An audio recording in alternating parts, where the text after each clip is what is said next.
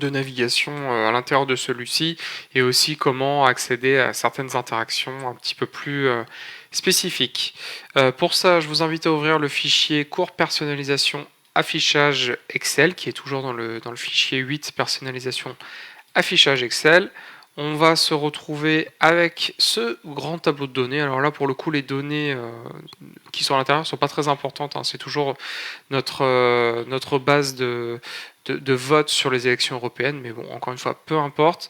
Là, ce qu'il faut juste retenir, c'est que c'est un grand tableau, voilà, qui n'est pas forcément simple à lire parce que il est extrêmement long, tant par le nombre de colonnes que par le nombre de lignes.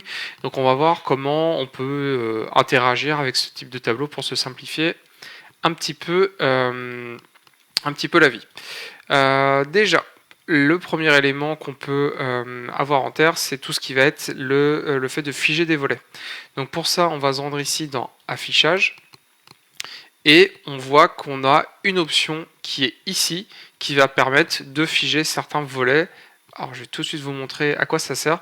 Donc typiquement, on souhaite modifier l'entête de colonne, donc on va ici mettre figer la ligne supérieure, je clique dessus. Et quand je vais maintenant scroller vers le bas, on voit que cette ligne-là continue de s'afficher. Donc c'est très pratique hein, quand on perd un peu le fil de ce qui est chaque colonne quand on descend dans le tableau. Du coup, on n'y a plus accès parce que ça ne s'affiche pas. Donc là, pour le coup, on peut le faire.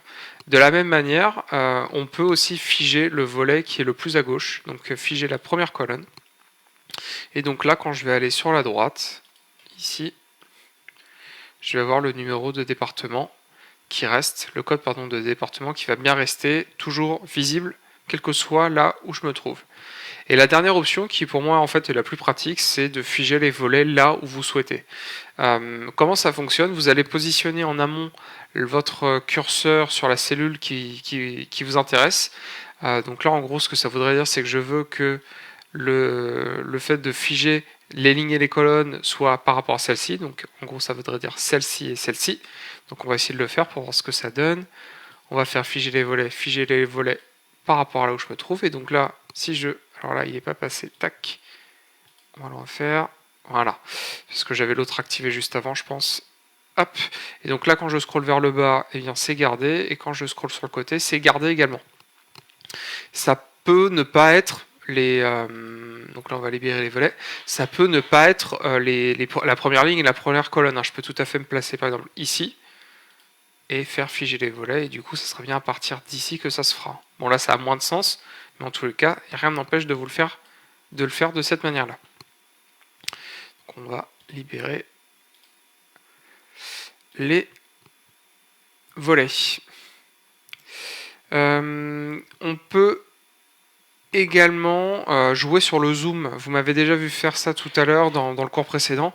Le tableau est grand, donc là on pourrait tout à fait ici jouer avec la barre de zoom dans le tableau. On affiche les pourcentages.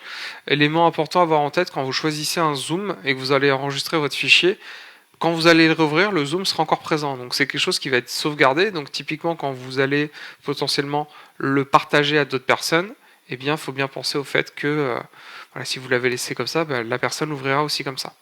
A noter que si vous cliquez sur le pourcentage, vous allez avoir un champ qui s'ouvre ici, où vous allez pouvoir dire, par exemple, je le veux, je sais pas, à 200%, ou à contrario, quand vous voulez sélectionner une valeur très spécifique, donc je sais pas, 123%, vous pouvez le mettre de cette manière-là, et donc ça va permettre de soit zoomer, soit dézoomer sur le tableau, et de mieux s'y retrouver. Donc moi je vais repasser à 100%.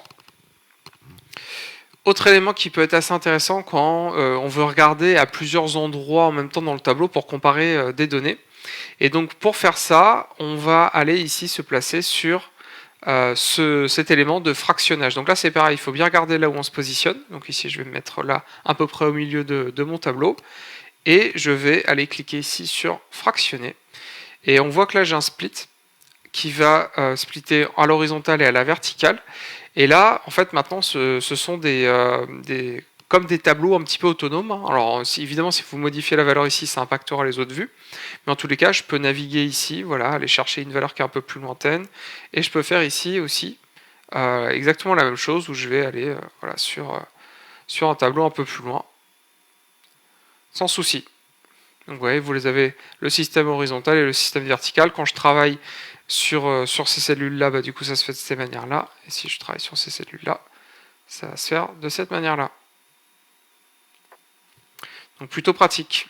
Et quand vous voulez l'enlever, vous avez juste à cliquer ici pour enlever le split, le fait de fractionner la page. Autre élément, c'est quand vous voulez travailler sur plusieurs tableaux à la fois.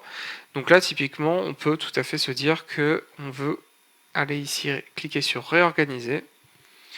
On va dire qu'on est sur une organisation en mosaïque, ici.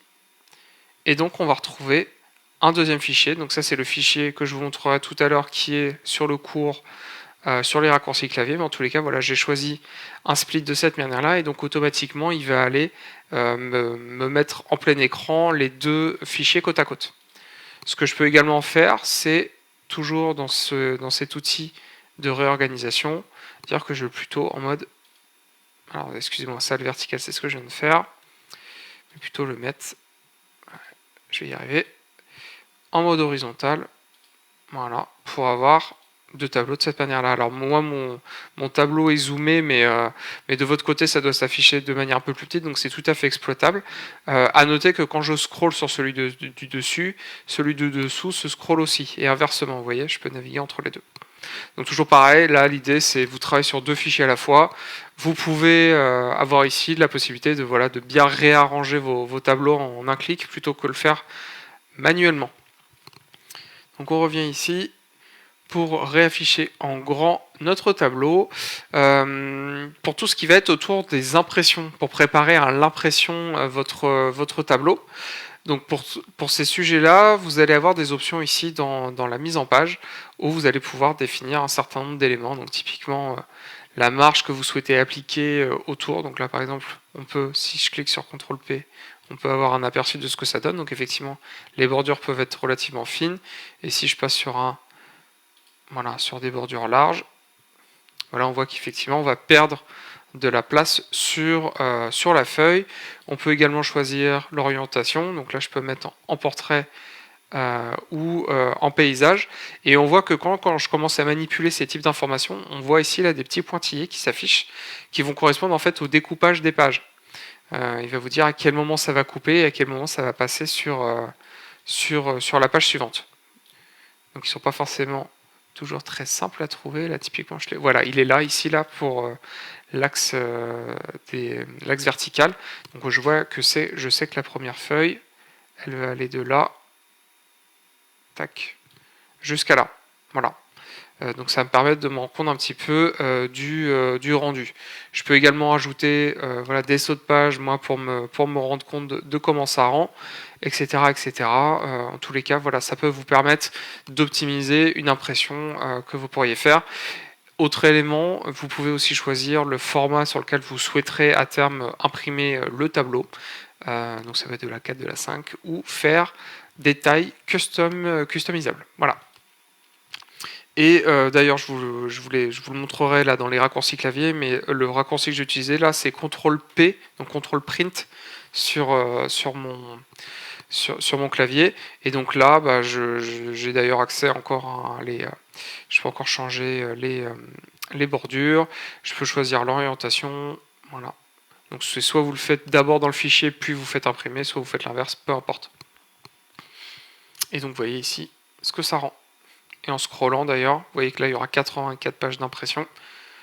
Vous pourrez donc aller voir sur chaque page ce que ça va donner. Voilà pour tout ce qui touchait à l'impression.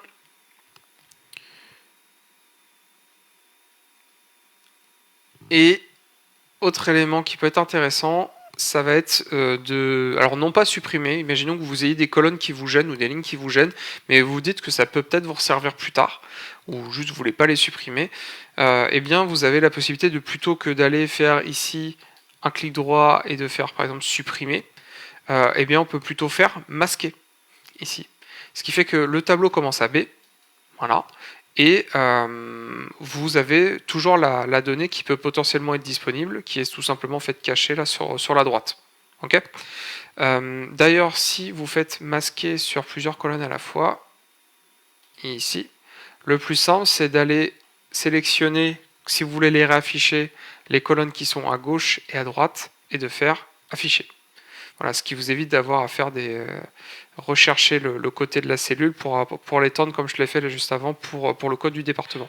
Et ça fonctionne exactement de la même manière. Donc là, je sélectionne une plage, je clique sur masquer. Voilà.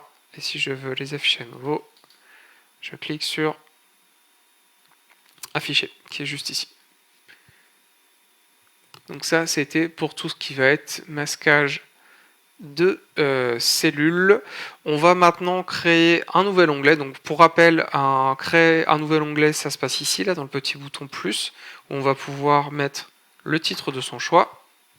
Voilà.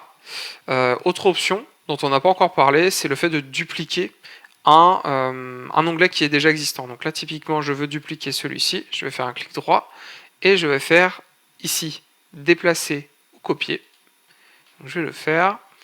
Je choisis dans quel fichier je souhaite le faire. Donc là, c'est ici. Donc là, vous avez tous les fichiers Excel qui sont en cours d'ajout. Donc là, on pourrait typiquement le dupliquer dans un autre fichier Excel. Donc nous, on va rester dans celui-là. Et on va choisir là où on veut le placer. Est-ce qu'on veut le placer à la place de test? Est-ce qu'on veut le placer après test, etc. Donc nous, on souhaite le placer en dernier. Et nous, on ne veut pas simplement déplacer l'onglet, on veut créer une copie. Donc là, je vais cocher cette case. Je vais cliquer sur OK. Et maintenant, il va me mettre par défaut un titre avec 2 en parenthèse. Et si je ferai une deuxième publication, il me mettra 3. Et ainsi de suite. Donc pour l'instant, on va laisser ce titre-là. Cet onglet-là, on n'en a plus besoin. C'était juste pour vous montrer. Donc on va le supprimer. Et imaginons qu'on ait des données qui sont un peu plus sensibles dans ce deuxième onglet-là, même si on sait pertinemment que c'est la même donnée, mais peu importe. On va pouvoir protéger les modifications sur ce tableau. Et donc là, ici, on va aller faire un clic droit et on va faire protéger la feuille. Ici, vous allez avoir tout un panneau qui va en fait dire qu'est-ce que les gens ont le droit de faire sur le tableau. Est-ce qu'ils ont le droit de sélectionner des cellules? Est-ce qu'ils ont le droit de checker ou de modifier le format? Est-ce qu'ils ont le droit de supprimer des lignes, etc. Donc vous sélectionnez les droits auxquels les personnes ont.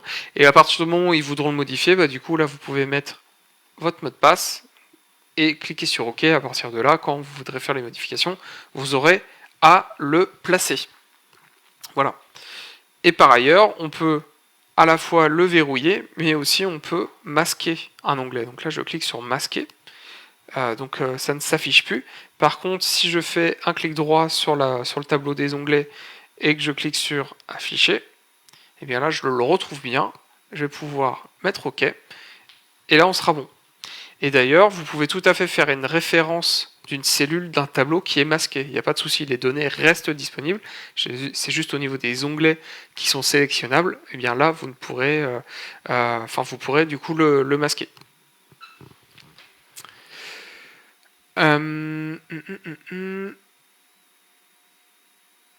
Donc ça, c'était pour tout ce qui était onglet.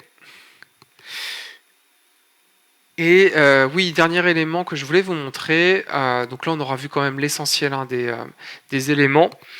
Je vous avais déjà montré tout ce qui est quadrillage qu'on peut enlever et tout ce qui peut être également en tête, que je vous conseille pas parce que du coup c'est un peu difficile pour s'y retrouver, mais en gros ça enlève la colonne avec les lettres et la colonne avec les lignes. Je déconseille.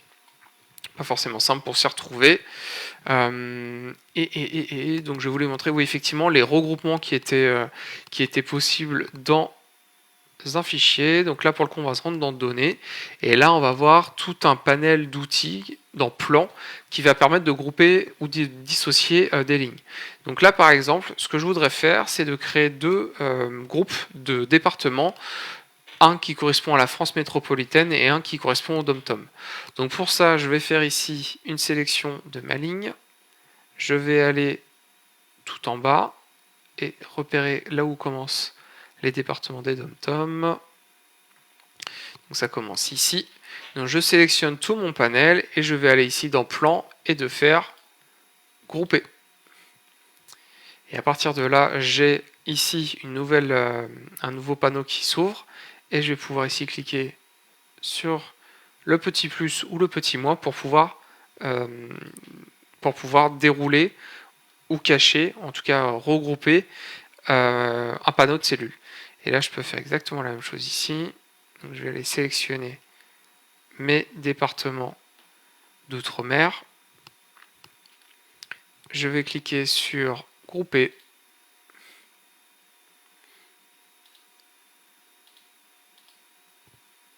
Et voilà, du coup, j'aurai bien mes deux tableaux qui vont s'afficher ici.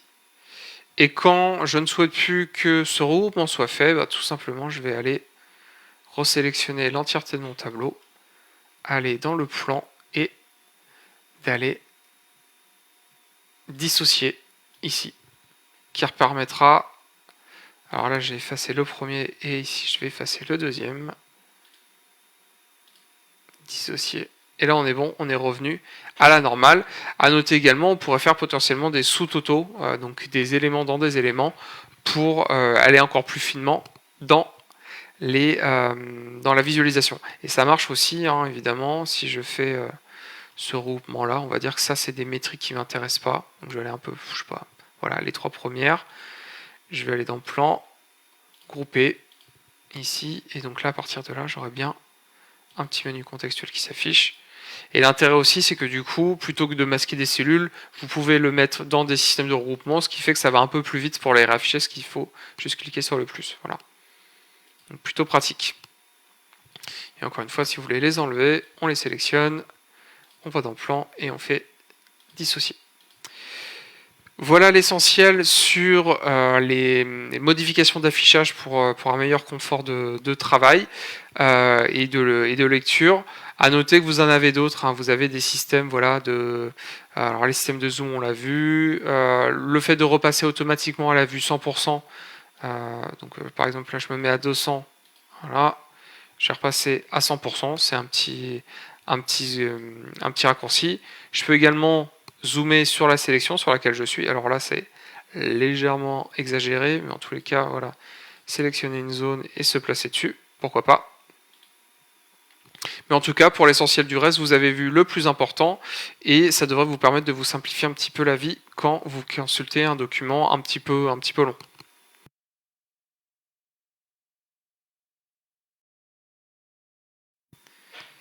Alors le dernier élément que je voulais vous montrer sur tout ce qui va être personnalisation d'affichage, ça va être la configuration en fait d'Excel en lui-même. Donc pour ça, alors soit vous restez sur le fichier sur lequel on vient de travailler, ou sinon vous ouvrez Excel tout simplement, un tableur vide, ça ira très bien. Et on va aller dans Fichier et dans Options ici. Et on voit qu'on retrouve une popine avec pas mal d'onglets. Et l'idée là, c'est que je vous explique un petit peu à quoi sert chaque onglet. Il y en a que je vais vous expliquer uniquement sur le principe parce que c'est encore un peu trop tôt, mais au moins vous saurez où ça se trouve. Et d'autres qui sont pas forcément d'actualité là où on en est aujourd'hui. Donc dans l'onglet général, on va pouvoir gérer un certain nombre de choses autour effectivement de l'ouverture du fichier. Et notamment, par exemple, quand on va créer un nouveau classeur, vous avez ici la capacité à changer la taille de police qui va s'afficher par exemple par défaut. On peut aussi indiquer le nombre de feuilles qu'on veut à l'ouverture d'un fichier. On peut définir une police X ou Y à l'intérieur, mais en tous les cas, voilà, si vous avez vous une nomenclature particulière avec encore une fois une charte d'entreprise, vous pouvez aller ici faire de la personnalisation et ajouter par défaut plutôt que de devoir le refaire à chaque fois ou de repartir d'un fichier existant. Donc voilà, des informations un petit peu génériques, donc à consulter, mais dans l'ensemble tout ça est plutôt simple. Donc vous pouvez regarder un petit peu ce que ça donne. Ensuite, au niveau des formules, là, on va voir effectivement tout ce qui va tourner autour du fonctionnement de nos formules et notamment tout ce qui va être gestion des erreurs. Donc, à quel moment Excel doit vous indiquer des erreurs. Donc, on les verra aussi un peu plus tard, tout le détail des erreurs possibles. En tous les cas, quand vous avez des erreurs qui sont un petit peu intempestives et que vous ne trouvez pas justifiées, vous pouvez tout à fait ici les décocher, et donc vous n'aurez plus l'erreur qui s'affiche. Et pour chacun des éléments, vous allez avoir une définition. Donc là, typiquement, les formules qui génèrent des erreurs, faut mieux les laisser. Qu'est-ce qu'on aurait d'autre? Cellules contenant des années à 2 chiffres. Pourquoi pas? Bon, à la limite, ça, voilà, on pourrait le décocher parce que vous utilisez un format où vous extrayez toujours les 2 derniers chiffres d'une date, etc., etc. Voilà, formule faisant référence à des cellules vides. Alors c'est vrai qu'en l'état, ça ne fait pas d'erreur. Vous pourriez vouloir que ça génère une erreur, donc allez cocher cette case-là. Donc ça, c'est vraiment à l'appréciation personnelle. Donc on vous laisse tout à fait libre de choisir ce que ça vous intéresse. Ensuite, tout ce qui va être au niveau des données. Donc ça va être lié au tableau croisé dynamique pour une grande partie des points, ou sinon à des modules qui sont externes, notamment sur les rafraîchissements qui sont possibles sur les rafraîchissements automatiques sur des tableaux croisés dynamiques. C'est un chapitre qu'on verra un petit peu plus loin. Potentiellement activer des compléments qui sont déjà prêts à l'emploi dans Excel. Donc ça, typiquement, vous pouvez le cocher. Moi, je les ai installés d'une autre manière pour gérer les versions antérieures d'Excel, mais vous pouvez tout à fait le cocher. Ensuite, au niveau de ce qui va être les vérifications, vous pouvez modifier par exemple tout ce qui va être correction automatique. Donc Excel va potentiellement optimiser ce que vous êtes en train de faire, et typiquement quand il voit que vous avez mis une majuscule sur la deuxième sur le deuxième élément d'un mot, il veut potentiellement le supprimer lui-même. Les majuscules en début de phrase, il va potentiellement les ajouter aussi tout seul. Donc ça, des fois, ça peut être agaçant parce que vous avez un tableau qui a des données uniquement en minuscules, et donc vous ne voulez pas qu'il le fasse automatiquement. Donc vous pouvez l'enlever. Ici aussi, inverser la case quand il y a besoin. Les corrections en cours de frappe aussi, etc., etc. En tout cas, vous pouvez aussi aller personnaliser cet élément-là. Et vous avez aussi ici du coup les éléments, ignorer les mots en majuscules, ignorer les mots qui contiennent des chiffres, ignorer les chemins d'accès au fichier, etc., etc. Ensuite, au niveau de l'enregistrement, donc ça, on va toucher aux enregistrements automatiques du fichier. Comme je le disais au début du cours, même si vous n'enregistrez pas votre fichier, de temps en temps, Excel va lui le sauvegarder sous un format temporaire pour vous permettre de ne pas perdre votre travail si le fichier venait à planter. Donc ici, vous avez le dossier dans lequel ceci est enregistré, et ici, vous avez le nombre de minutes au cours duquel à chaque 10 minutes, le fichier va avoir un enregistrement temporaire qui vous permettra la récupération d'un éventuel fichier. Donc n'hésitez pas à personnaliser ça pour pouvoir avoir quelque chose qui vous convienne. Ensuite, au niveau des langues, voilà, tout simplement, vous allez définir votre langue de vérification par défaut. Donc n'hésitez pas à le faire. Ensuite, au niveau des options d'ergonomie, on a notamment ici tout ce qui va être au niveau de la gestion de la fonctionnalité des infobulles. Donc vous pouvez tout à fait décocher les infobulles des fonctions. Donc là, typiquement, quand vous allez faire une infobulle, quand vous allez, utiliser une fonction, automatiquement, il va vous afficher des infobulles pour vous dire dans tel champ il faut utiliser tel élément. Vous pourrez revenir sur les sommes ou sur les moyennes pour vous rendre compte de ça. Pour raison X ou Y, ça peut vous embêter, donc vous pouvez aller ici tout à fait le décocher pour ne plus que ça soit le cas. Au niveau des options avancées, qu'est-ce qu'on peut avoir? On peut définir par défaut le nombre de décimales fixes. Donc qu'est-ce qu'on entend par décimales fixes? Donc ça, c'est un des formats qui est à disposition. Donc un nombre de décimales fixes, est-ce que c'est 2, est-ce que c'est 3, est-ce que c'est 4 décimales? Vous pouvez le définir. L'élément un peu à retenir moi sur ce tableau, c'est surtout le séparateur de décimales, notamment quand vous travaillez dans des pays anglophones, ou en tout cas avec des personnes, des collaborateurs anglophones, où du coup le séparateur des décimales, c'est un point et pas une virgule. Et le système international, c'est plutôt le point, hein. C'est assez c'est assez réduit l'usage des virgules. En tous les cas, voilà, quand vous êtes en version française, c'est ce qui se passera. Donc si vous êtes en mode partage d'un fichier avec une personne anglaise, ou en tout cas qui utilise une version anglaise d'Excel, il faudrait mieux que vous passiez ici en point pour éviter d'avoir des problèmes lors des partages de vos fichiers. Voilà, donc essayez d'y penser. Ensuite, élément assez important, ça va être tout ce qui va être personnalisation de ruban. Ce que vous avez ici à droite, c'est en fait tous les panneaux qui sont ici. En fait, vous avez voilà, l'accueil, l'insertion, la mise en page, etc. Et si je déroule, vous avez les sous-sections. Donc là, par exemple, là, je suis dans affichage et on va retrouver les différentes zones, voilà, mode d'affichage, afficher, zoom, etc., etc. Et encore là-dedans, du coup, vous allez avoir toutes les options qui sont proposées. Vous avez tout à fait le droit, là ici, d'aller rajouter d'autres commandes, d'autres boutons qui apparaîtront du coup dans les menus ici. Et donc potentiellement aller customiser complètement un nouvel onglet à votre goût. Et typiquement ici, je pourrais aller ici faire nouvel onglet. Alors, alors celui-là, on va plutôt le supprimer. C'est pas forcément là où je voulais le faire. En tous les cas, voilà, aller tout en bas et dire que je veux un nouveau élément, aller le nommer de la manière que vous souhaitez et ensuite d'aller pouvoir aller rajouter des éléments. Donc par exemple, je vais vous rajouter la couleur de police, donc je vais aller cliquer sur ajouter, etc., etc. pour créer quelque chose qui vous convienne. Moi, je décoche parce que ce que j'ai fait, c'est pas forcément terrible, c'était plus pour vous montrer. Et quand je vous disais, ouais, la possibilité de renommer, ici, votre nouvel onglet, tout est renommable, hein, donc vous pouvez aussi descendre pour aller renommer, ou changer d'ailleurs le symbole. Donc, je sais pas, on va mettre ça par exemple. On va faire groupe 1. Hop. On va rajouter quelques options à l'intérieur. Donc ça, c'est tout ce qui va être les commandes courantes. Après, vous allez, voilà, par exemple, les... qu'est-ce qu'on va... Alors là, on peut carrément afficher toutes les commandes. Donc autant vous dire que là, il y a énormément de choses. Donc c'est pas forcément la meilleure vue. Donc on peut aller, je sais pas, voilà, dans voilà, création de graphique, données, et je vais rajouter cet élément-là. Voilà. Je vais quand même ici cocher OK, ici. Et là, on voit maintenant que j'ai mon nouvel onglet qui s'est rajouté, ici, tout à droite de mon tableau, et avec les deux éléments que j'ai ajoutés dans le groupe 1. Alors effectivement, je ne l'ai pas renommé, mais en tout cas, vous avez l'idée.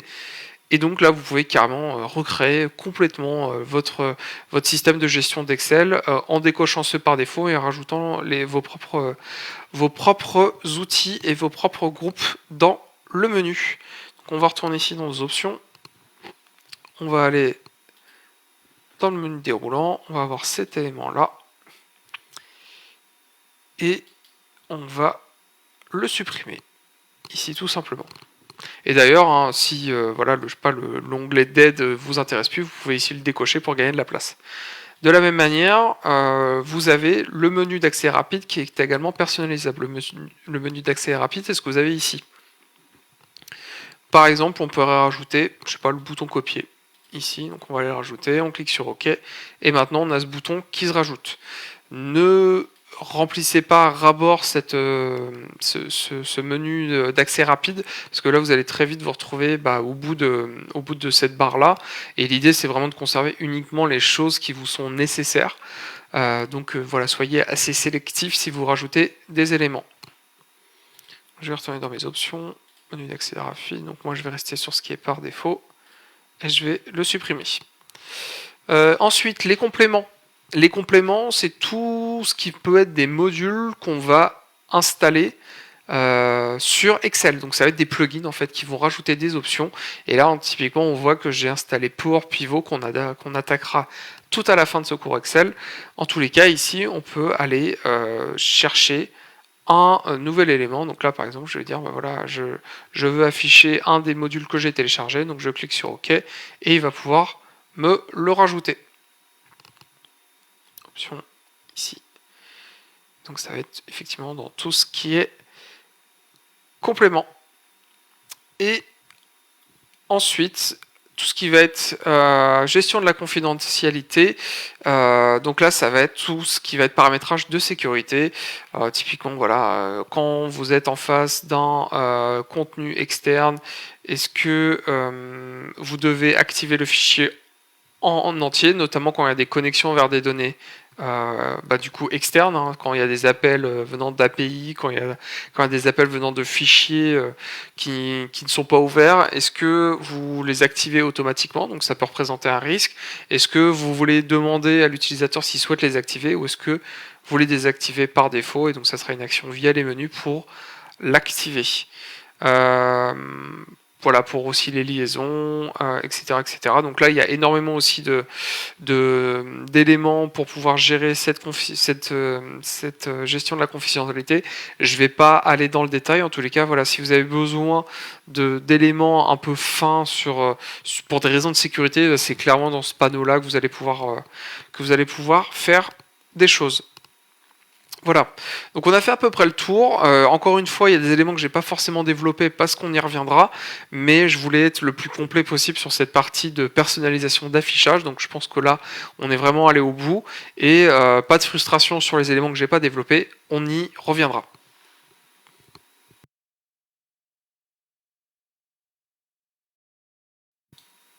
Alors, je vous invite à ouvrir le fichier qui se trouve dans la partie 9 du premier chapitre, donc les raccourcis clavier, et donc d'ouvrir le seul fichier qui se trouve à l'intérieur. Et ce que je vous ai représenté ici, alors ce n'est pas la liste exhaustive de tous les raccourcis clavier qui existent dans Excel, parce qu'il y en a pratiquement pour toutes les fonctionnalités. Par contre, c'est les plus utilisés pour moi, ceux qui vont vraiment vous permettre de gagner du temps et que vous serez amené à utiliser quotidiennement. Donc on va prendre cette liste-là et les tester ensemble. Le premier élément, ça va être la touche Tab sur votre clavier, qui va vous permettre en fait de passer à la cellule à droite, ce qui permet d'être un peu plus rapide. Alors sachant que les flèches fonctionnent aussi sur votre clavier, mais en tous les cas, voilà, le Tab, il est dans le clavier principal, donc c'est des fois plus simple de l'utiliser. Ensuite, vous avez exactement la même chose en cliquant sur Maj et Tab, ici. Donc là j'ai mis Shift, mais ça marche aussi avec Maj, majuscule, et donc là on passe à gauche.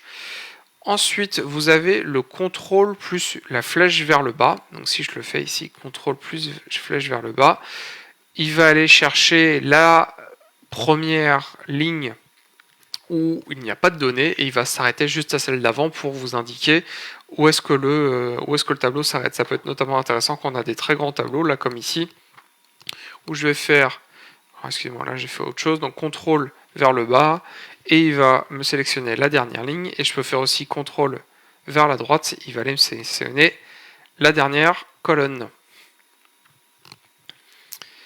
Ensuite, nous avons le Shift plus la flèche, donc là pareil, Shift ou majuscule, et vous allez utiliser votre flèche, donc par exemple là, Shift et ici, et je vais pouvoir du coup aller, en utilisant les flèches de mon clavier, aller pouvoir choisir ma sélection sans passer par ma souris. Ici, voilà, par exemple, faire un copier pour aller les mettre ailleurs. Autre élément qui est plutôt bien, c'est la manière de sélectionner un tableau, ou en tout cas une colonne, à partir de là où vous êtes. Donc là, typiquement, je suis sur la cellule C3, et je veux sélectionner toute la colonne de données juste en dessous. Donc pour ça, je fais CTRL SHIFT et vers le bas. Et donc là, Excel va me sélectionner toute la colonne. Et je peux faire un complément en faisant CTRL SHIFT vers la gauche pour qu'aussi il puisse me sélectionner toutes les colonnes. Et là, on se retrouve bien du coup avec tout le tableau sélectionné. Par rapport à ça, on peut également faire un CTRL A. Donc CTRL A. Et si vous en faites un deuxième, en fait, il va aller de plus en plus large. Donc là, je suis sur mon tableau. Je fais un CTRL A. Donc là, il va me sélectionner tout le tableau. Et si je fais encore CTRL A, là, il va me sélectionner toute la feuille. Effacer le contenu, bon bah ça marche dans tous les logiciels, hein, mais vous cliquez sur Supr et ça va supprimer la valeur. Pas trop de surprise là-dessus. Si vous maintenez le bouton CTRL plus, vous jouez avec la molette de votre souris, ou alors sur le trackpad avec les deux doigts, vous pouvez zoomer et dézoomer sur votre feuille. Ensuite, sur tout ce qui est création de nouveaux documents, vous avez ici CTRL, alors je vais rezoomer un chouille, voilà, CTRL O qui permet d'aller directement dans le panneau ouvrir. Vous avez le CTRL W, bon alors je ne vais pas le faire parce que sinon je vais devoir rouvrir le dossier, mais en tout cas qui va aller fermer la feuille de calcul. Le CTRL S qui permet de sauvegarder un fichier, donc là hop je le fais CTRL S et je vois que il a été mis à jour ici, en tout cas la sauvegarde. Le CTRL F, on a déjà eu l'occasion d'en parler, qui va vous permettre d'afficher cette pop-in. Créer un nouveau classeur, CTRL N, ça c'est plutôt pratique, ça va assez vite. Annuler la dernière action, alors imaginons que je fasse ici test, CTRL Z, ça va m'annuler la dernière action. Et si par contre je fais CTRL Y, en fait il va me réexécuter l'élément que j'ai précédemment annulé. Voilà. Donc là typiquement j'avais annulé le fait que j'avais mis test. Et donc là j'ai rollbacké aussi et je peux voilà, faire un CTRL Y, CTRL Z pour aller alterner entre les deux. Encore une fois, vous avez plein de raccourcis. Alors le dernier élément que je peux vous montrer qui peut être utilisé à la marche, c'est si vous appuyez sur le bouton Alt de votre clavier, vous allez avoir plein de lettres qui s'affichent.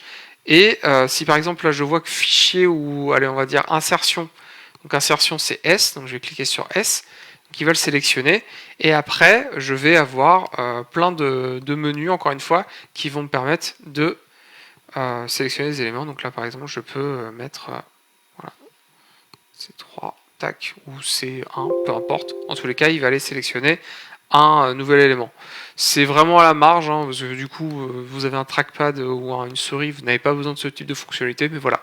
Pour information, ça existe et ça peut être aussi considéré comme des raccourcis. Et si vous voulez aller plus loin dans d'autres raccourcis parce que vous n'avez pas trouvé votre bonheur, vous pouvez tout à fait taper sur un moteur de recherche le nom de l'action que vous souhaitez faire avec Excel dans la requête et vous trouverez sûrement votre bonheur en ligne.